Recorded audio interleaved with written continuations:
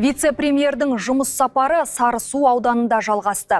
Ол өңір басшысымен бірге стратегиялық маңызы бар ірі инвестициялық жобалардың жүзеге асырылу барысымен танысты. Делегация алдымен Қазақ сода кальцийлендірілген сода зауытының құрылыс алаңын, кейін Еврохим Қаратау кәсіпорнын аралап, өндіріс қарқыны мен инфрақұрылымдық жұмыстарды көрді.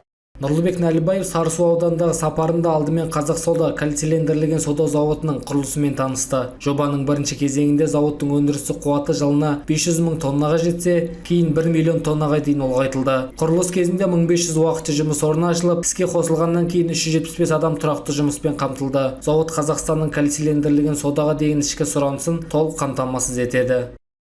Biz bütün gücümüzle bu projenin hızlandırarak 2 yıl içerisinde bugünkü hale getirdik.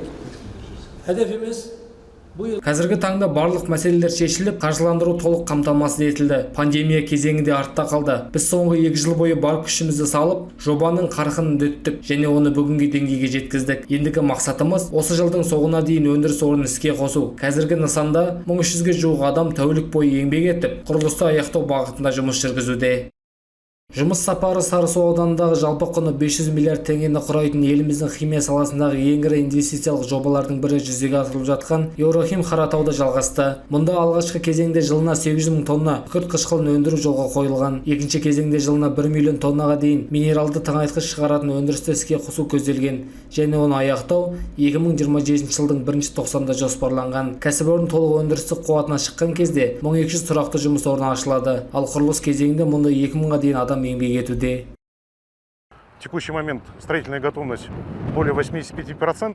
Қазір жобаның екінші кезеңінің құрылысы жалғасуда. Бүгінде құрылыс жұмыстарының дайындық деңгейі 85%-дан асты. Кәсіпорынның өндірістік қуатын 2027 жылдың 1-ші жартыжылдығында толық іске қосуды жоспарлап отырмыз. Жоба толық аяқталғаннан кейін жыл сайын 1 миллион тоннадан астам минералды тыңайтқыштар мен өнеркәсіптік химия өнімдері өндіріледі. Дайын өнім Қазақстанның ішкі нарығымен қатар жақын және алыс шетелдерге экспортталатын болады. Вице-премьер кәсіпорын басшылығының ұсыныс пікірлерін тыңдап, туындаған мәселелерді соның ішінде Қазақстан темір жол мен байланысты түйткілдерді жауапты мемлекеттік органдармен бірлесіп қарастыруға келісті.